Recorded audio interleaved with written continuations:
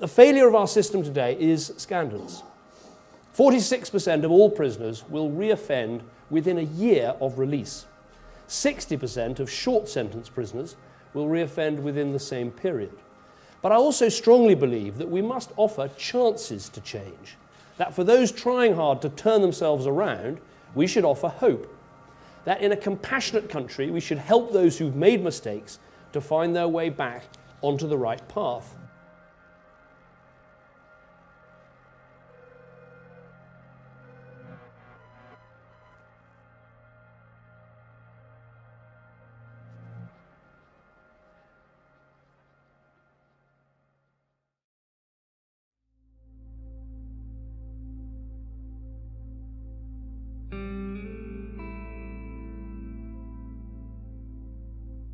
I grew up in a housing estate over in Ireland, in Dublin, and it was a drug-ridden housing estate, really, a normal council housing estate. Many housing estates all over this country, all over the world are the same, where there's poverty and crime and drugs.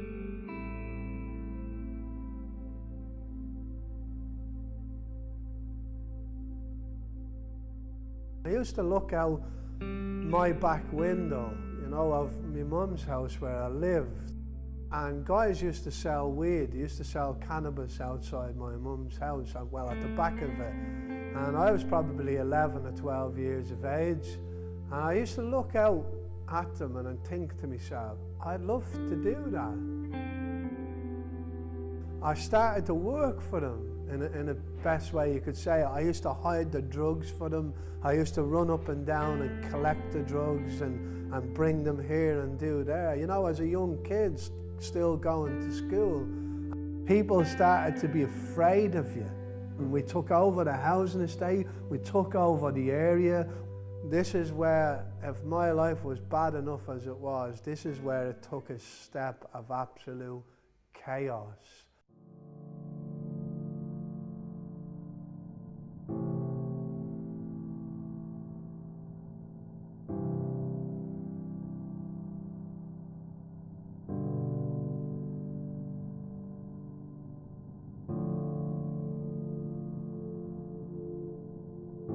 I remember coming in that night and we were off our heads, full of ecstasy, full of cocaine, and we were high.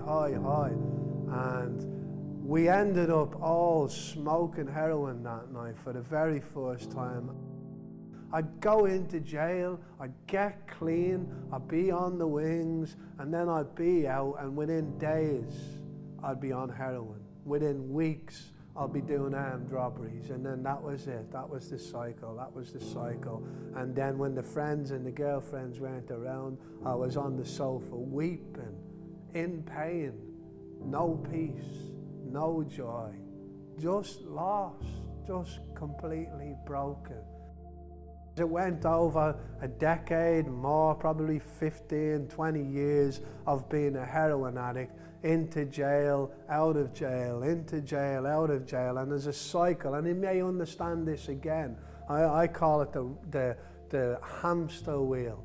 Then I ended up getting a 4.5-year sentence, and I was locked up there for, I think it was about 22 months, something around that anyway. And they gave me a release for 6 hours to be released for a thing called a town visit, where you go into the local town, you visit whoever was meant to come up to you, and then you come back to the prison.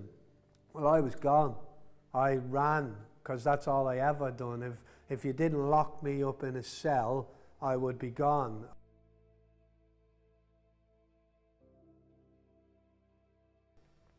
So at that stage, I moved into this flat, was off the crack, was off the brown, which is heroin and crack cocaine, and still smoking a bit of cannabis. But God was at work. He was even giving me the strength to stay off those drugs. And I remember I was going for months at this stage, still living in this flat. I was going down one day to collect my methadone in a chemist in Liverpool, where I was living. And I remember coming by a good friend of mine now, but I didn't know him then. And you know what he was doing? He was on the streets of Liverpool, and he was preaching the gospel from a Bible.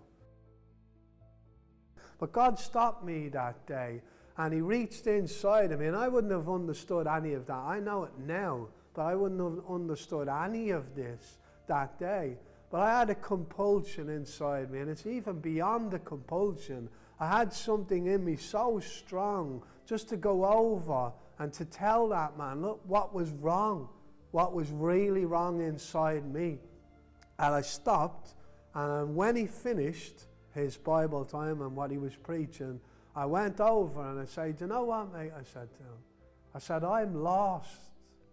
I can't do this no more. I have enough. And I know they're only words, but God knew my heart that day. He knew I had enough because God knew my pain. He knew me when I was on the sofa crying out, because I was crying out not to God, but I was crying out for help. And God was my help. Something was different. And even my friend noticed it that night. He even said to me, Ollie, he said, something up with you, Rob. Now God brought me under conviction. 2 days later, I walked from the flat that I was living in. I didn't even collect a bag of clothes, and I left the two friends that I love very dearly, mates of mine. I left them in my flat in Liverpool, and I walked out. I went to the post office and collected my money out of the post office, and I went and I handed myself back into a prison, the prison that I was on the run. Now, I didn't know I was a Christian. I didn't know I was saved, but that was God showing me that it's wrong, Robbie. Now, I didn't realize all this. I'm not saying I understood all that then, because I didn't. But I understand it now, and God revealed those things to me. But God showed me, and he put it on my heart. Look, Rob, you have to go back. You have to go back to jail. You know, your life has to change.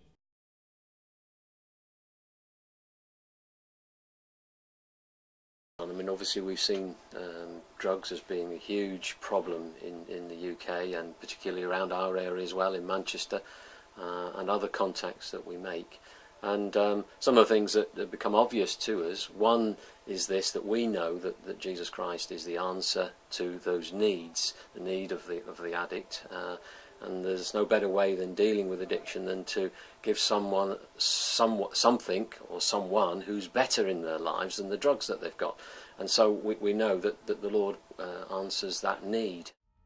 I came onto the program for what we call a program. We run people stay at accommodation that the charity owns, and you come and you stay firstly with Wes and Alison, which is at their home in the basement.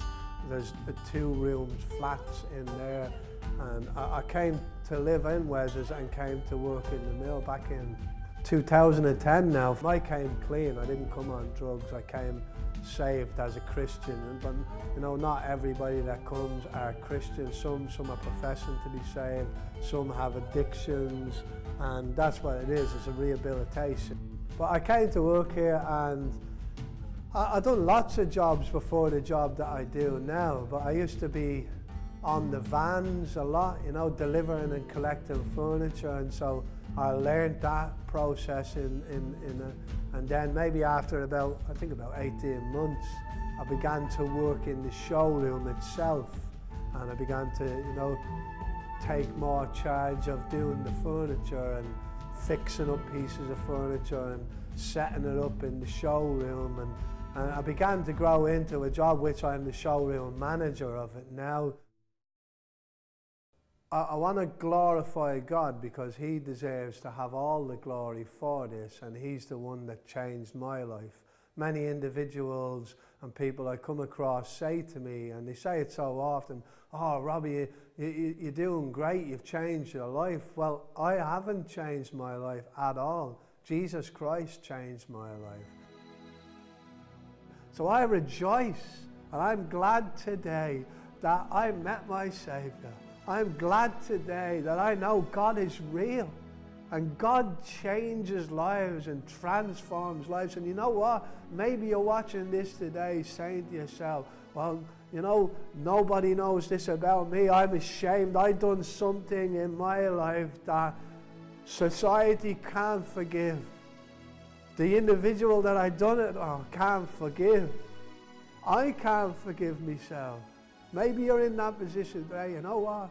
And you're probably thinking to yourself, well, God would never forgive me for that, because that's just totally terrible. You know what? That's why Jesus came. Do you get that today? Jesus came for sinners like you and me.